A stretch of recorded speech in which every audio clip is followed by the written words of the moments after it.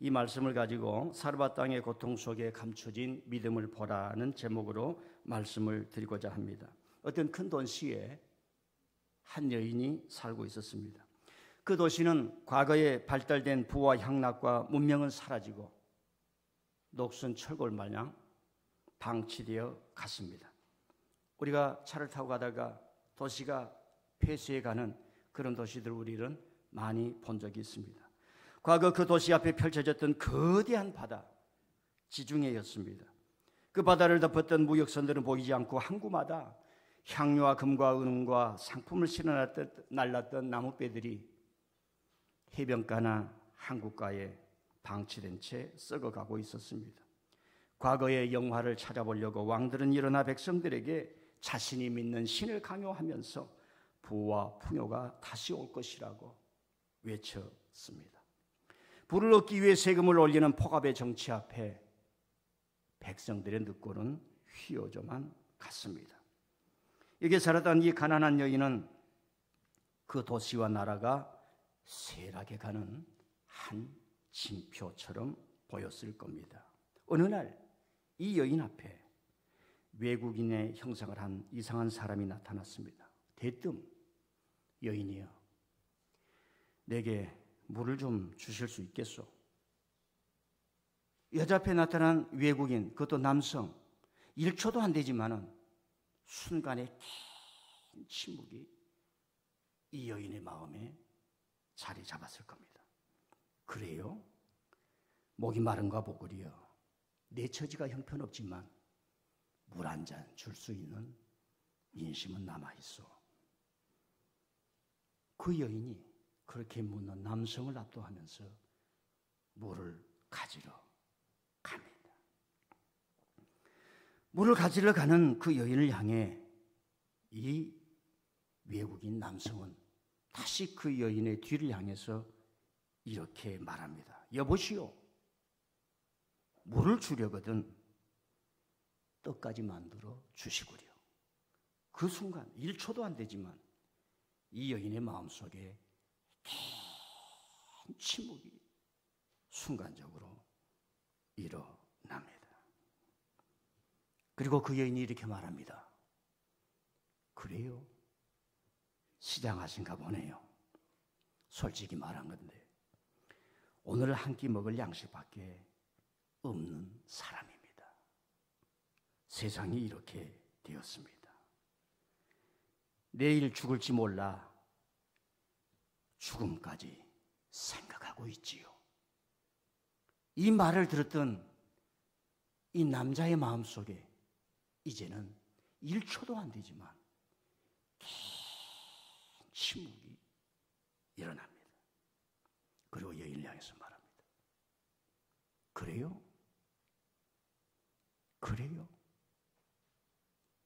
당신의 처지가 그래요?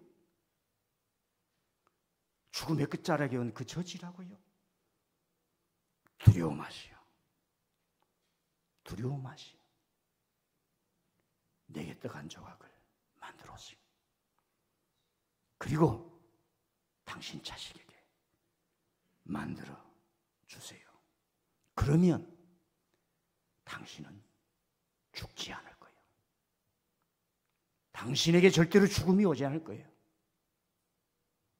제가 오늘 이야기를 재구성해 보았습니다. 제가 한국의 목사로서 남들을 능가할 수 없지만 오늘 한국교회를 점령하는 도케티즘 같은 신탁의 언어로 이 말씀을 변형하는 것에 대해서 참 가슴이 아픕니다.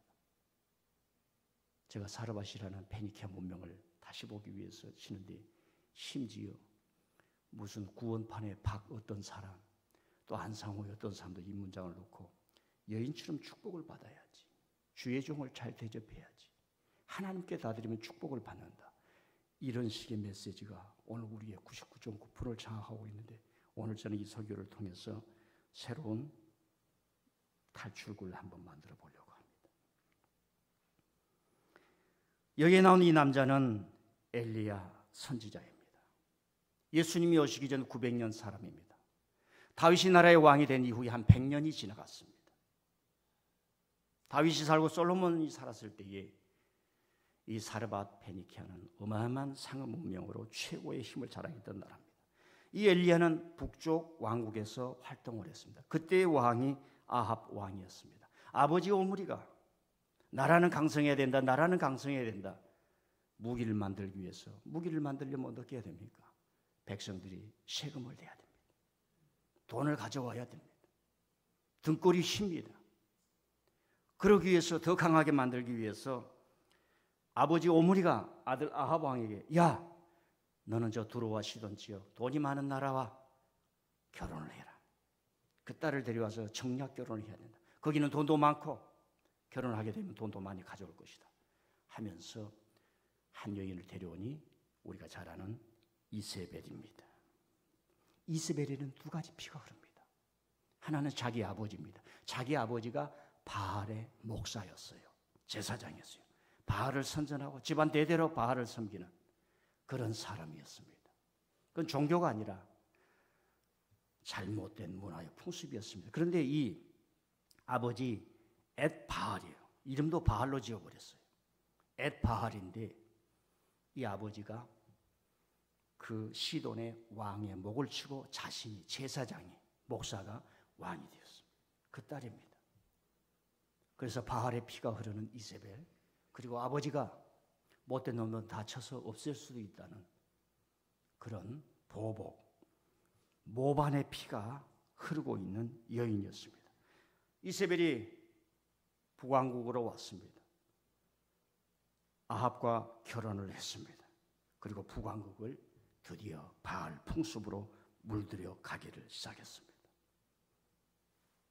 여자 앞에 이길 남자 있습니까, 없습니까? 예. 우리가 하나님의 말씀 다시 들어가야 됩니다. 저한테 여러분이 항의해도 소용없어요.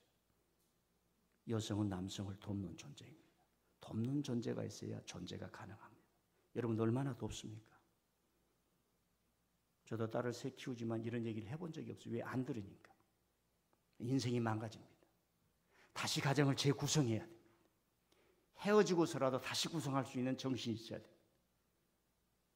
인류가 어떻게 이 철학이 없어지고 신학이 없어지는 이 세상에 돈만 하고 자본만이 하는 이 문명에 대해서 철학자들이 하나도 없습니다. 대한민국 이런데 대학 교수들이 대한민국이 어떤 정신을 마련해야 된다, 아무도 얘기하지 않습니다. 그리고 야훼 선지자들을 죽이는 피의 여인이 됩니다. 여자냐 남자냐를 떠나서 가끔가다 역사에 이런 드라큘라 같은 돌연변이들이 우뚝우뚝 솟아오른 걸 우리는 보고 있지 않습니까? 나봇의 포도원도 탈취합니다. 이런 왕을 하나님이 가만둘 수가 없어요. 맨손 들고 하나님 앞에 무릎 꿇는 그 신앙의 정신으로 그 아합을 이기게 하는 예언자를 등장시키니 그 사람이 이름하여 엘리야입니다. 여러분, 엘리야는 기도실 가서 성령 받고 하나님 말씀 전하는 그런 선지자가 아닙니다. 아합을 대적해라고 세상에 보낸 선지자였습니다. 그래 어느 하루 하나님께서 비를 주시지 않고 3년 6개월 동안 비를 안 오는데 그 시냇가로 가서 살라고 합니다. 안전장치가 없는 곳입니다. 땅이 쩍쩍 말라가고 짐승들이 죽고 풀이 말라가는 그런 곳에 보냅니다. 그리고 오늘 우리가 성경에 알다시피 사르밧 지역 외국 땅으로 가라고 합니다. 하나님 어디 가서 먹고 삽니까? 가라 이거예요. 내가 한 여인을 통해서 너를 먹여주리라. 하나님 우리를 어떤 때는 극단적인 곳으로 몰아냅니다. 아무것도 없는 곳으로 몰아냅니다. 그건 우리가 잘 모릅니다. 안 가고 싶습니다. 경험해야만 합니다. 어찌 보면 이 교회가 여러분 아무것도 나올 수 없는 곳인데 거기 가서 있으라, 내가 먹여 살리리라, 이런 메시지가 있습니다. 여러분에게는 잘 오려고 하지 않지 않습니까? 여기서 중요한 것은 엘리야는 어떻게 이스라엘이 아닌 땅 사르밧까지 갈 마음이 있었을까라고 하는 겁니다. 그리고 왜 하나님은 이방 땅 가난한 여인에게 이 선지자를 보냈을까 하는 겁니다. 첫 번째로 왜 하나님은 시돈의 사르밧에 사는 가난한 여인에게 보냈을까요? 사르밧은 신약 성경에는 사렙다라고 말이 나옵니다. 이스라엘 땅이 아닙니다. 이세벨이 살았던 나라, 이스라엘 북부 지역으로 페니키아 문명이 숨쉬었던 외국입니다. 여러분 솔로몬을 도와줬던 사람 아시죠? 히람 두로 왕. 얼마나 풍성했으면 다윗과 친하게 지냈다고 그 아이들을 성전을 지는데 일꾼도 보내주고 나무도 보내주고 석재도 보내주고 돈도 보내주고 무역이 흥황해서 그만큼 엄청난 외국 자원을 투자를 할 수 있는 나라가 바로 이 시돈 지역이었습니다. 이 지역은 기원 1000년 전 다윗이 나라를 살려보려고 한창 전쟁으로 몸살을 앓을 때 이 나라는 부와 풍요에 살면서 노래를 부르고 향유를 하고 지중해 그 어마어마한 바다를 자신들이 만드는 배로 상업 무역을 주름잡았던 나라가 바로 이 나라였습니다. 인류 최초로 알파벳을 글자를 만들었던 문명이 바로 이 페니키아 문명이에요. 다른 문명은 글자를 사람이면 사람 모양, 성형 문자, 설형 문자, 쐐기 문자, 그 모양, 염소가 몇 마리다. 그럼 염소 비스듬하게 2마리를 기르면 이게 20마리. 뭐 이런 식으로 쐐기 문자였는데 처음으로 알파벳을 만들어냈는데 저것이 변하여 로마 글자가 되는 곳이 바로 이 두로와 시돈 지역, 페니키아 지역이었습니다. 그런데 그때에 비가 오지 않아 땅은 말랐고 사람들의 심령은 쩍쩍 벌어져가서 비참한 곳이 되어버린 것입니다. 왜? 그 페니키아 문명은 후대에 와서 바알 종교, 비를 관장을 하고 번성하게 하고 축복하는 분이 바알이라 하면서 선포했는데 번성은 무너지고 철골은 녹슬어가고 사람들의 심령은 쩍쩍 말라가고 오늘 새 모녀가 자살해도 아무도 모르는 것처럼 이 여인이 고통을 당하면서도 아무도 구원의 손을 뺏지 않는 그런 나라도 쇠약한 곳에 이 엘리야를 그곳에 보낸 겁니다. 거기 가서 가짜가 무엇인지를 알게 된 겁니다. 거기 가서 바알이 얼마나 가짜요? 지금 자기 나라를 주름잡고 있는 아합과 이세벨이 만드는 정치가 얼마나 가짜라고 거짓이라고 하는 것을 몸으로 뼈저리게 체험을 하게 됩니다. 여러분, 엘리야는 정신이 번쩍 들었을 겁니다. 어서 속히 우리들도 풍요 속에 살아가는 대한민국 젊은이들과 저와 여러분들이 정말로 한 끼가 없어서 돈 1,000원이 없어서 온 식구가 굶어야 하는 그런 곳에 가봐야 그곳에 가봐야 내가 전략할 수 있는 힘이 생기고 내 방에 붙여놓은 쓸데없는 우상 같은 아이돌 같은 사진들을 다 찢어내면서 주여 내가 다시 살겠습니다. 다시 살겠습니다. 그런 자각이 일어나잖아요. 지금 엘리야가 하나님의 선지자지만은 그곳에 가서 그걸 배우는 겁니다. 우리 교회에 와서 여러분들이 그런 자각을 하나님이여 내 영혼에 자각을 주시옵소서 이런 은혜가 일어나기를 바랍니다. 여러분 의를 이루기 위해서는 의를 파괴하는 죄악의 고통이 얼마나 크고 개인과 공동체 행복을 파괴하는 것이 얼마나 무서운가를 알아야 의의 힘이 일어나는 겁니다. 예수님이 이 땅에 오셔서 얼마나 처절하고 얼마나 구조하기 심하고 이 못된 사람들이 수많은 사람들을 죄인 취급하는 오클로스로 만들어내는 그런 악한 자들이 있다는 걸 보고 예수님이 의가 일어나지 않습니까?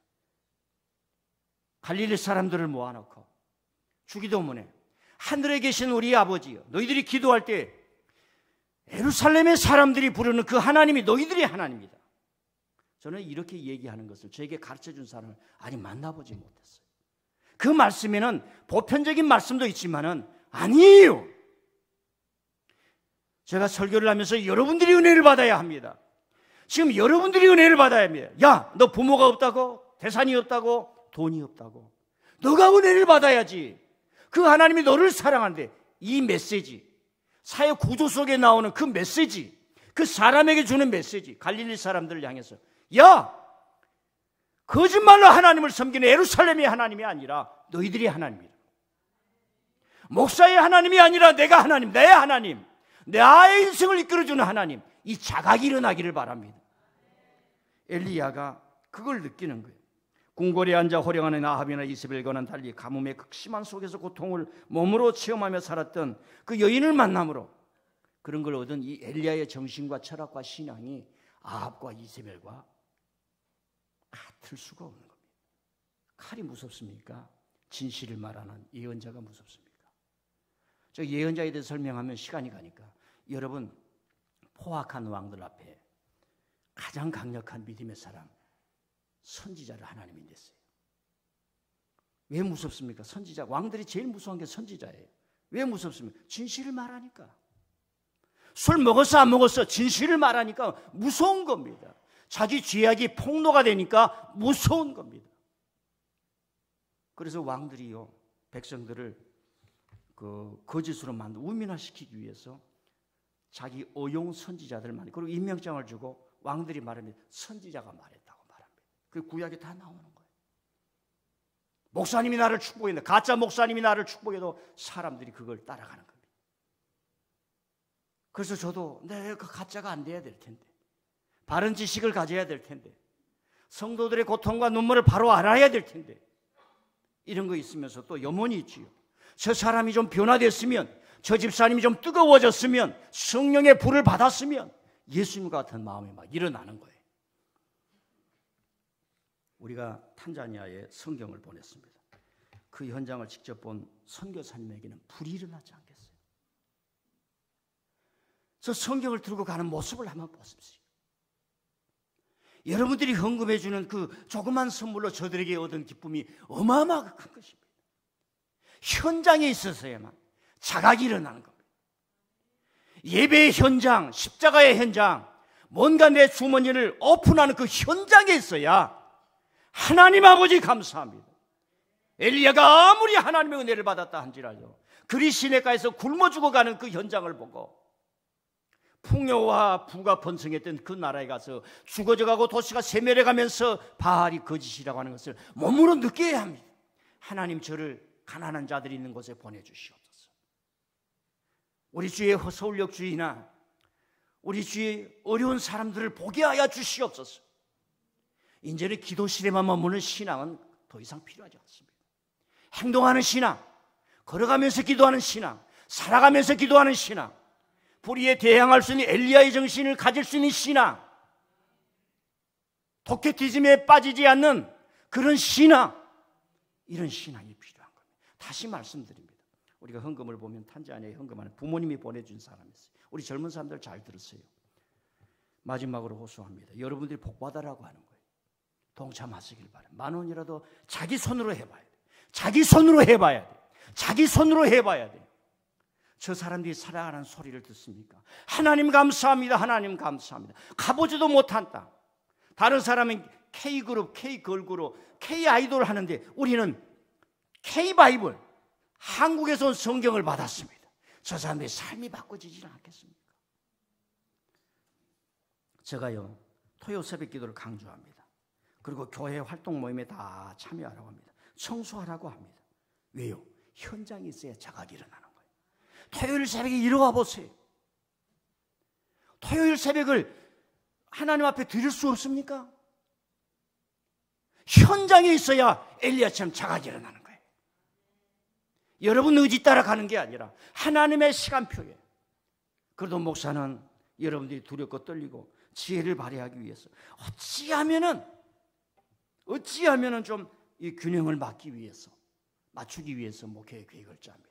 토요일 새벽에 일어나십시오. 목사님, 토요일에 일어난 것은 죽기가 어렵습니다. 올빼미가 되었습니다. 하나님, DNA를 바꿔주시옵소서. 올빼미 체질이 아니라 나 체질은 무슨 체질이에요? 호랑이 체질이 되게 하여 주시옵소서. 새벽기도 나올 때가 있는데 나오면 얼마나 즐거운지 몰라요. 다 인생이 그렇습니다. 왜 그래요? 여러분들이 현장에서 느끼는 자의식, 하나님 아버지, 하나님 아버지.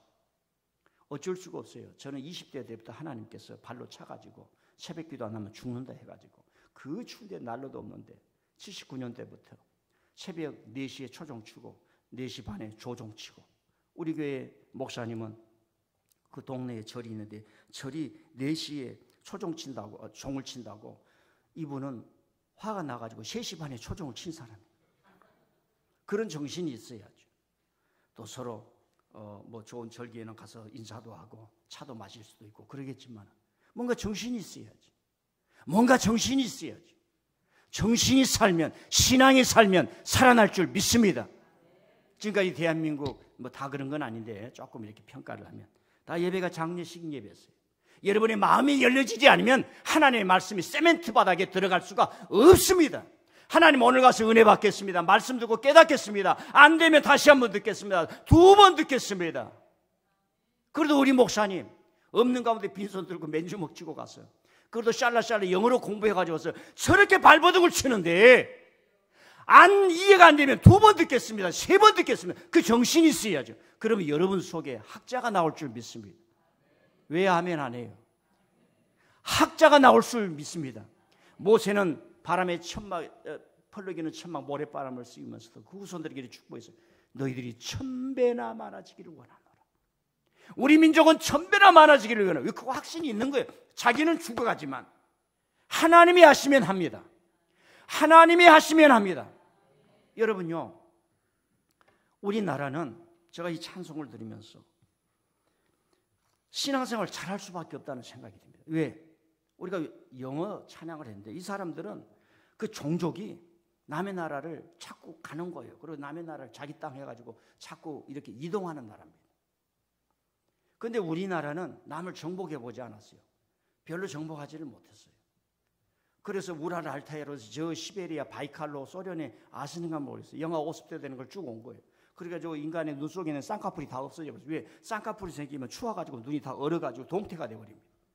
그게 그런 그 생물학적 과정이 있는 거예요. 옆 사람 눈 좀 한번 보세요. 쌍꺼풀이 있으면 이미 조상이 죽었습니다. 쌍꺼풀이 없어서 산 거예요. 놀라운 일이에요. 그래서 우리는 밖으로 번져가는 남을 정복하는 것이 아니기 때문에 고향이 그래요. 가고파. 집에 가서 가고파를 누가 만드는가 아세요? 중학교 가고 고등학교면 선생님이 피아노를 쳐놓고 가장 먼저 가르치는 게 가고파였어요. 왜 그럴까? 우리는 고향에 대한 그리움이 있습니다. 천국에 대한 그림이 어떤 민족보다도 더 강합니다. 그러니 신앙생활 잘할 수밖에 없습니다. 지금 여기서 잘해야, 지금 여기서 제대로 믿어야, 우리 민들교회에 부응해야, 여러분이 부응해야 한국교회를 하나님의 뜻에 우리가 조금 일익을 감당할 수 있습니다. 아멘. 토요 새벽 나오실 분 아멘. 솔직히 지금 얘기해. 안 나오실 분 아멘. 예. 아멘 안 한 사람도 다 나오세요. 여인이 이제 2번째로 엘리야는 사르밧 바알 본거지에서 가난한 여인의 숭고한 믿음을 보았습니다. 성문에 도착했습니다. 나무를 줍고 있는 한 여인을 발견했어요. 여러분, 무언가를 가지고 간 사람은 다릅니다. 그 여인에게 가까이 갔습니다. 여인이여, 내게 물 한 잔 주십시오. 여러분, 이 말은 물을 원하는 게 아닙니다. 인사입니다. 내가 물을 주지만 인사입니다. 집사님, 장모님, 우리 식사 한번 해요. 밥 먹자는 얘기가 아닙니다. 인사하는 거예요. 서로 같은 시간을 좀 보내자는 인사입니다. 여인도 압니다. 의심하지 않고 물을 가지러 가는 여인을 향해 엘리야는 다시 부릅니다. 여인이요, 이왕 주시려는 것 떡까지 주시구려. 이해가 됩니까? 이야기 흐름상 떡을 주면 집까지 달라고 할 수 있을 것 같습니다. 집까지 달라고 하면 나쁜 사람입니까? 우리 교회에 집까지 다 드린 사람도 있습니다. 이 여인은 압니다. 쇠락하게 한 도시, 무너져가는 문명, 가까이 오는 죽음 앞에 아직도 아까운 것이 있으면 인생을 잘못 산 거예요. 하나님의 죽음의 시간표가 왔는데 아직도 아까운 것이 있으면 실패하는 거예요. 우리 한 사람이 환갑을 맞았어요. 그래서 하나님 아버지, 당신이 주신 나의 사랑 반쪽 60이 돼도 고기를 씹을 수 있도록 이빨이 튼튼하게 해주심을 감사합니다. 입도 살아있어서 설교를 이렇게 해라 저렇게 해라, 그 뜨거운 가슴이 식지 않게 하심을 감사합니다. 89.9세까지 살도록 이 여인을 건강하게 해 주시옵소서. 그래 5만 원 넣어서 선물 드렸어요. 지금 돈이 없어요. 왜 89.9세냐 그러냐? 죽음의 시간표를 연기하지 말라니. 이 여인은 그걸 하는 거예요. 이왕 주시려는 것 떡까지 주시구려. 여러분들이라면 엘리야의 요청에 어떻게 반응하겠습니까? 제가 여러분들 개인들에게 이런 부탁을 한 번도 해본 적이 없어요. 제가 여러분들에게 부탁을 했다면 어떻게 하겠습니까? 답은 모릅니다. 우리는 이 여인의 이야기를 따라가면서 하나님의 은혜가 어떻게 흘러가는지를 믿음으로 눈치챌 뿐입니다. 제가 이런 말을 더 붙여봅니다. 내가 여인의 입장이라면, 아니 처음 보는 주제에 당신이 도적인지 거지인지 알 수 없거늘 이 가뭄에 물도 아까운데 무슨 떡까지 달라하오. 보자 하니 염치도 없는 미치광이구려. 저리 가시오. 소금을 뿌리지 않았을까 생각합니다. 우리는 이런 자세로 사는 게 너무 익숙합니다. 왜? 도시에 살다 보면 남을 방어해야 됩니다. 보이스피싱이 얼마나 많습니까? 우리의 분별력의 지각의 개수가 100을 넘어야 되는데 우리는 번번이 속고 있지 않습니까? 하루에 500억씩 보이스피싱에 속는다고 하지 않습니까? 저도 한번 속았습니다. 검사인데요, 당신의 통장이 지금 도용되고 있습니다. 그래가지고 이렇게 뭘 하다가 나는 그런 통장 없는데요. 나는 목사라서요 그런 거 잘 모르는데, 그러니까 이 사람이 양심의 가책을 느꼈는지 엄마가 아마 권사님쯤 되는지 그 어느 전화를 끌어버리다. 목사라고 그러니까 불쌍해서 뭐 뺏어 먹을 것도 없는 것 같아요. 저도 속았다니까요. 그러다 보니까 모든 사람, 하나님의 사람, 교회까지도 불신하게 되는 무서운 악에 오염되고 있습니다. 그런데 오늘 말씀은 다릅니다. 여인은 그러지 않았습니다. 누군지 잘은 모르겠지만 만들어 놓은 떡은 없고요, 가루 한 주먹과 기름이 조금 있을 뿐입니다. 거짓말한다고 생각하지 말아주세요. 지금 여기 형편이 다 그렇습니다. 하나님께 맹세합니다. 당신이 믿는 하나님께 맹세합니다. 이것을 먹고 나면 먹을 게 더 없으니 죽는 것 말고는 아무것도 없지요. 죽음을 기다릴 정도입니다. 이렇게 해석하는 것이 저는 당연하게 옳다고 생각합니다. 왜? 이건 문학이니까. 문학적 패턴을 가지니까. 이거 한 번 먹고 죽을 거예요. 이 말씀을 우리가 다르게 해석할 수가 없습니다. 여러분, 무언가 느껴지지 않습니까? 티가 없이 맑고 솔직함이 느껴지지 않습니까?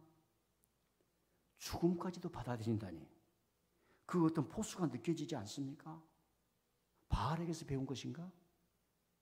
아니면 그 누군가의 어떤 야훼 신앙을 본받은 것이? 이 여인은 야훼 신앙을 가지다 본문이 침묵합니다.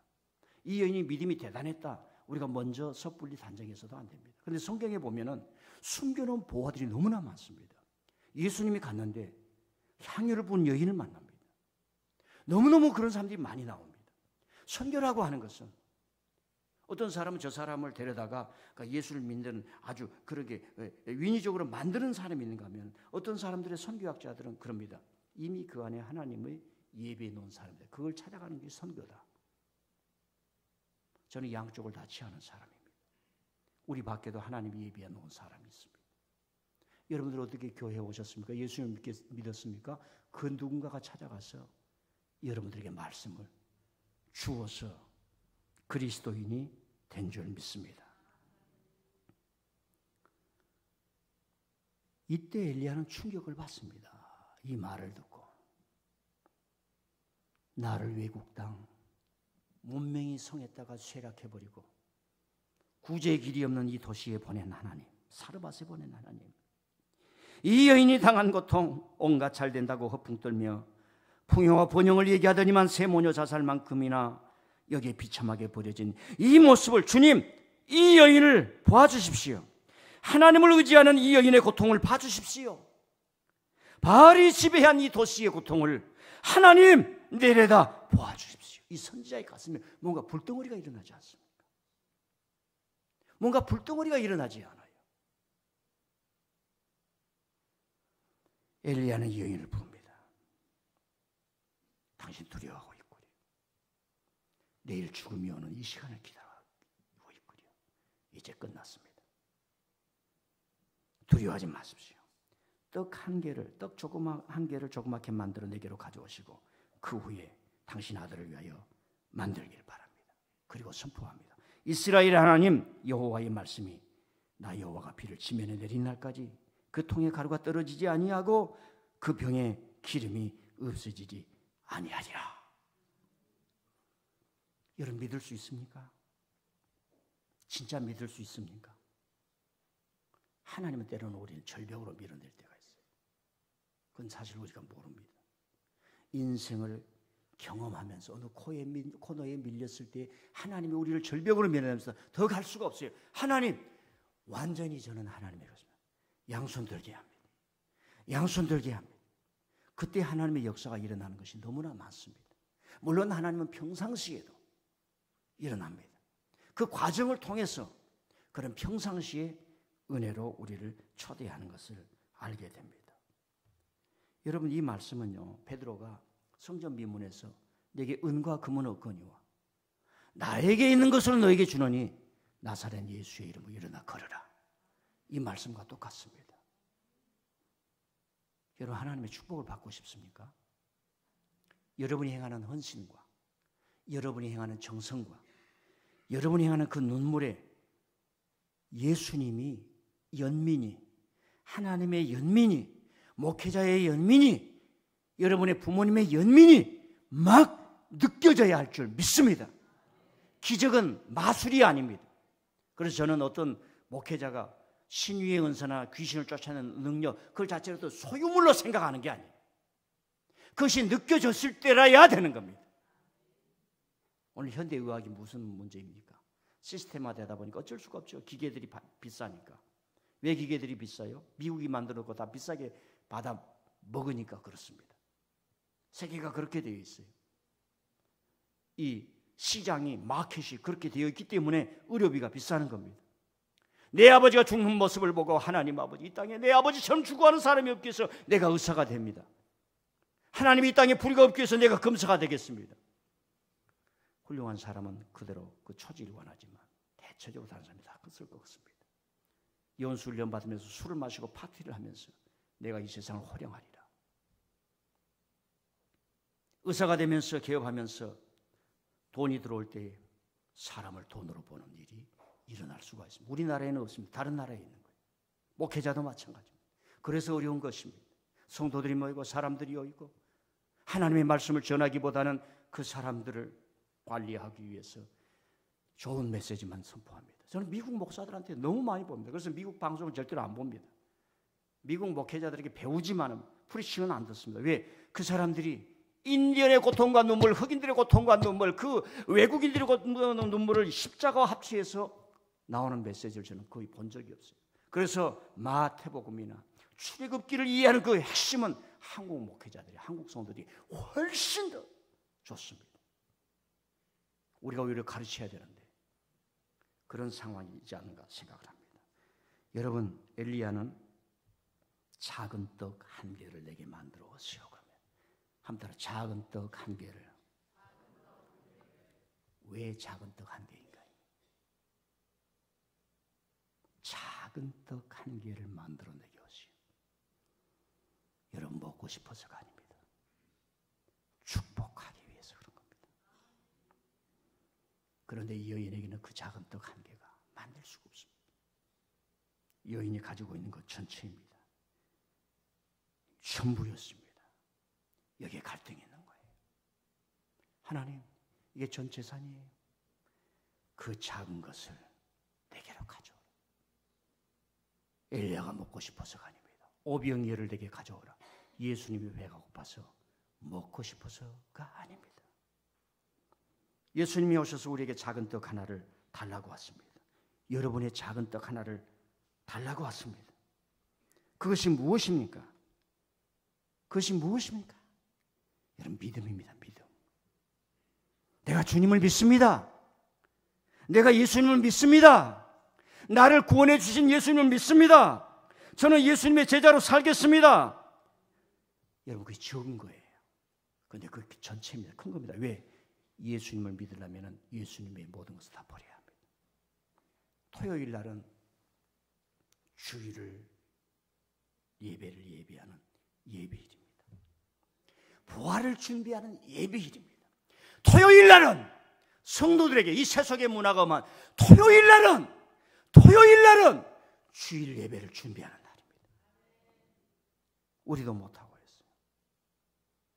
가족끼리 모여서 좀 식사도 맛있게 일찍 하고 간단하게 하고 좀 정리를 하고 그렇게 신앙생활 하시길 바랍니다.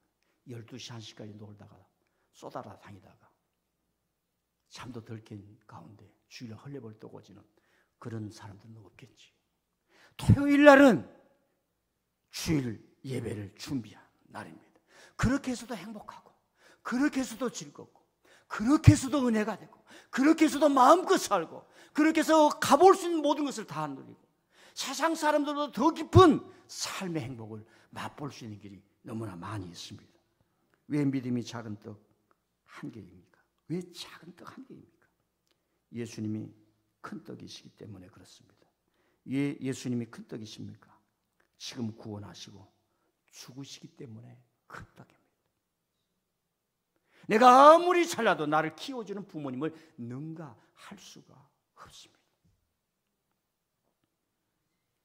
우리가 내놓는 것은 작은 떡일 뿐입니다.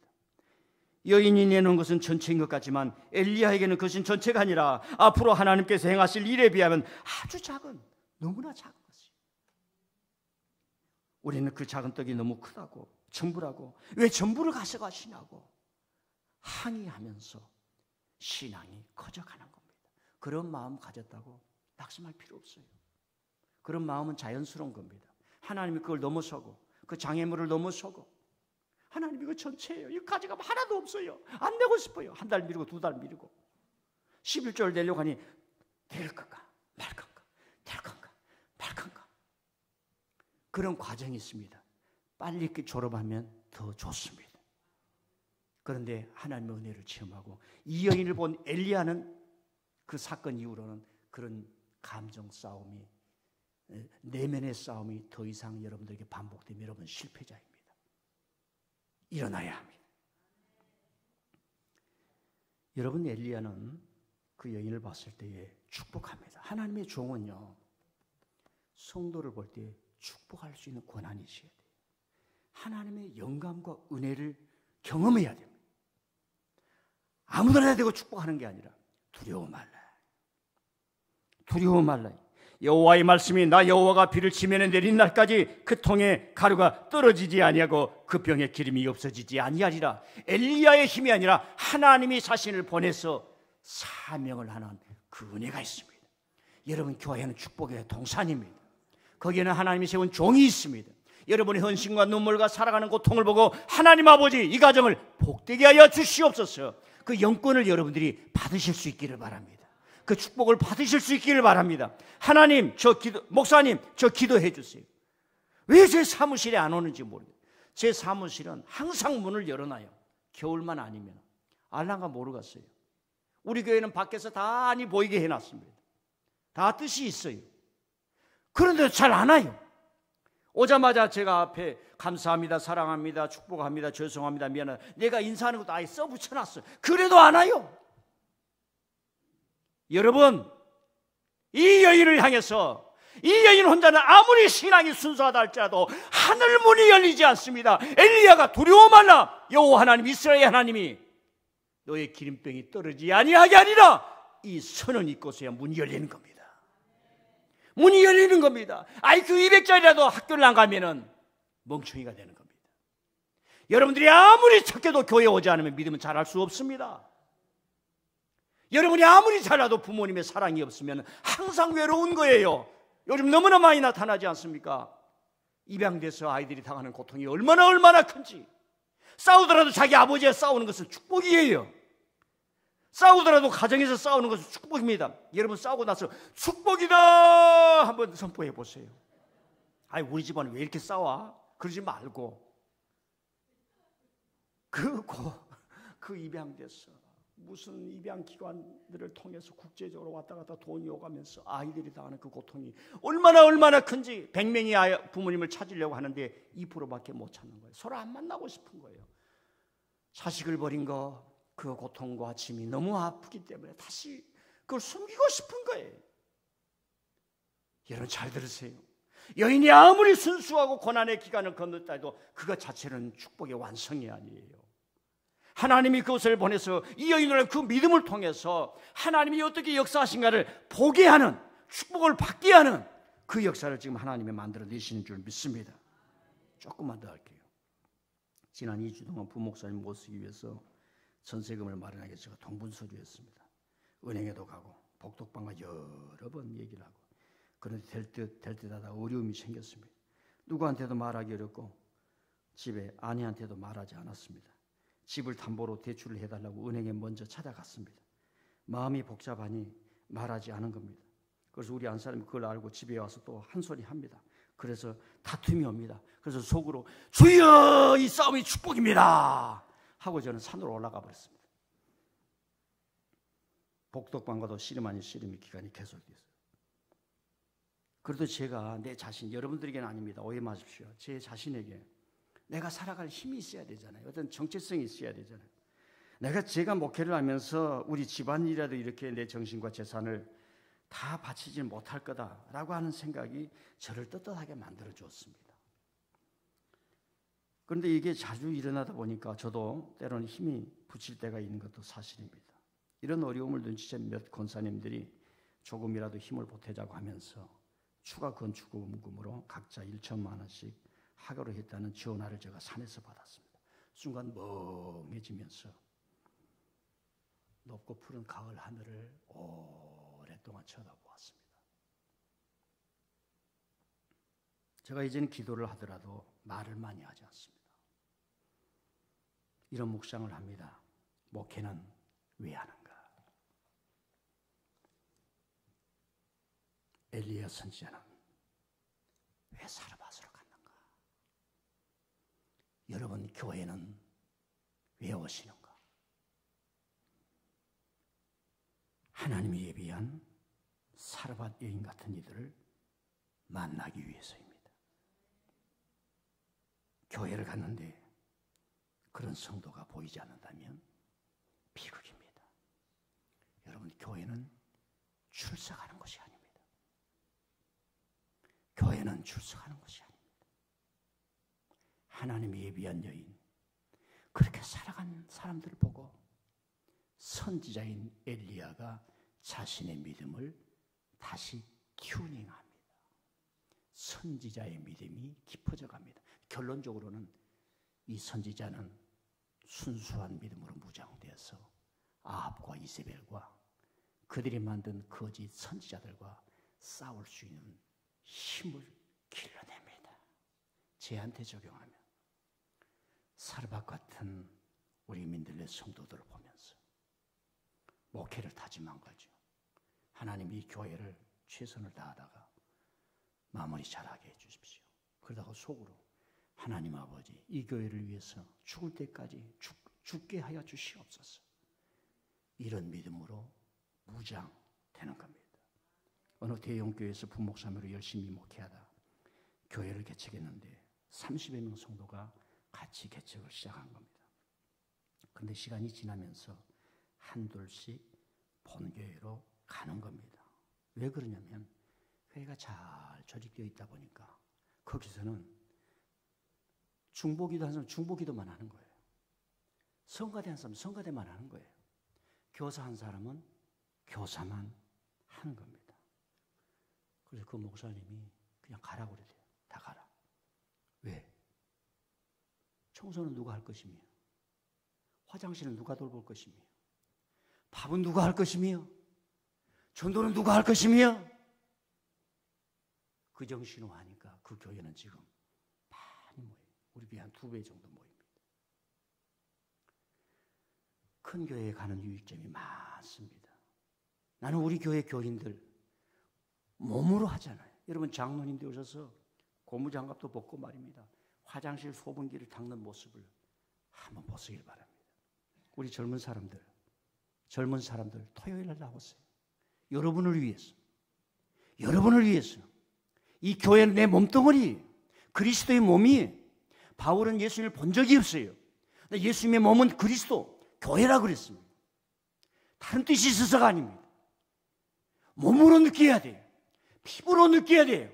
내가 만져봐야 돼요.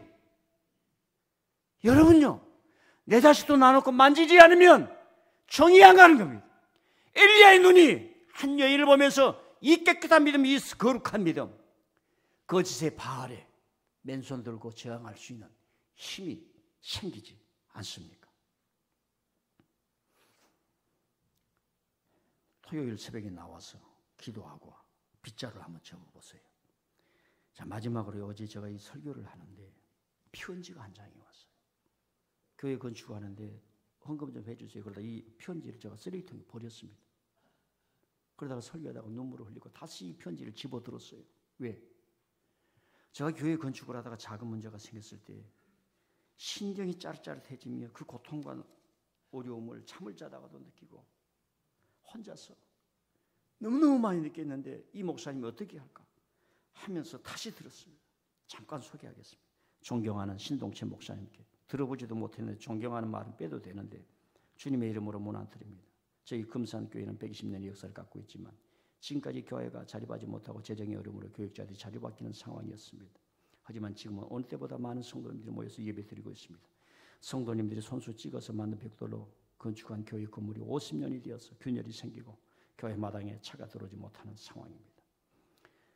다 생략하고요. 젊은 목사가 농촌 자립대상교회 고령화된 교회 위에 와서 잠시 지나가는 사역자를 남겨두고 싶지 않습니다. 120년의 역사가 있는 저희 금산교회를 이제 자립교회로, 어려운 교회를 돕는 교회로 세워가고 있습니다. 작년에는 9명, 22년에 6명이 등록을 했습니다. 코로나 가운데 성장하는 소망이 있는 교회입니다. 이러면서 예배당 안에 들어갈 여러 가지가 부족한다는데, 제가 전에는 이걸 그냥 막무가내 안 했는데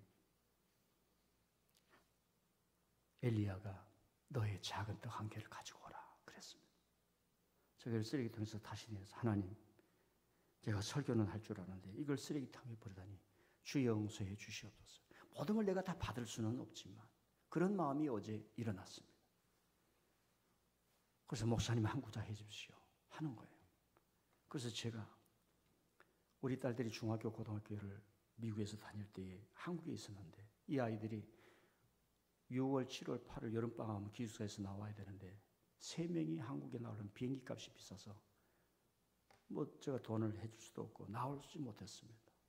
그래서 친구 집이나 선생님 집에 가서 3개월을 여름방학을 빌부터 사는 거예요. 그리고 방학이 끝나면 다시 기숙사로 들어가고. 그리고 저희들이 미국에 있을 때 제가 용돈을 줘본 적이 없습니다. 여러분 아시잖아요. 장안제일교회 있을 때 리모델을 하면서 저는 3천만 원 2번 작정해서 드렸습니다.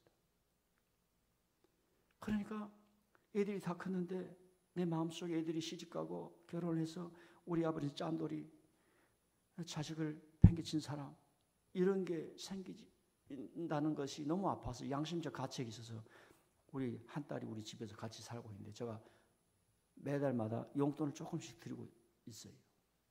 그 양심의 가책 때문에. 그런데 다음 달에 어쩔 수가 없어. 그 용돈이 우리 보내야 돼.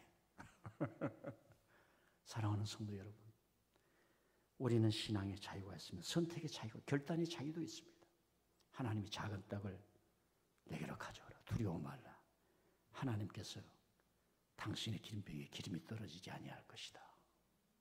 우리 이걸 믿지 않습니까? 그래서 다음 주일에 혹시 마음이 오신 분들은 얼마씩이라도 조금씩, 또 추수감사주일인데 정성을 들여서 감사의 물도 드리지만 좀 이렇게 11월 달에 해주시면 저희들이 보내겠습니다. 자, 결론을 맺습니다.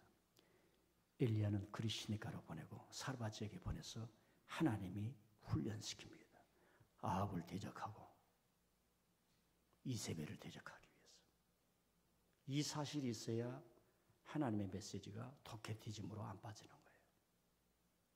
여러분을 훈련시키는 뜻이 있습니다. 여러분들이 메시지를 듣는 뜻이 있어요. 메시지로 기쁨화되는 그것에 만족하지 말라는 거예요. 주님의 나라의 제자가 되고 이 교회의 일꾼이 되라는 그 뜻이 있는 줄 믿습니다. 이 사건은 얼마나 큰 사건이었냐면 훗날 1000년이 지난 이후에, 거의 900년이 지난 이후에 예수님의 정신 속에 각인이 됩니다. 그리고 누가복음 4장에서 사르밧 과부에게 찾아갔던 그 엘리야의 마음을 예수님이 그대로 담고 동서남북으로 가서 예수님이 말씀이 전하게 됩니다. 사랑하는 성도 여러분, 하나님 나라를 위해서 일하는 이 가난한 여인의 고통 어린 눈물의 헌신과 믿음, 하나님이 외면하지 않습니다. 여러분, 그런 사람들로 우리 교회에서 신앙생활 하실 수 있기를 바랍니다. 설교가 여기까지예요. 그래서 요즘 책을 읽으면 책 후기가 있습니다. 이 여인이 비가 올 때까지 엘리야 선지자를 자기 집에서 떠나지 못하게 합니다. 그리고 매일 음식을 만듭니다. 떡을 만드는 거죠. 떨어지지 아니하는 기름병 통과를 보면서 이 여인이 느꼈을 그 새로운 세계는 어떡하겠습니까? 신앙생활, 구원의 생활, 은혜의 생활은 바로 이 여인의 기쁨이 충만했던 것처럼 여러분과 저에게도 계속될 줄 믿습니다. 하나님 아버지 감사합니다.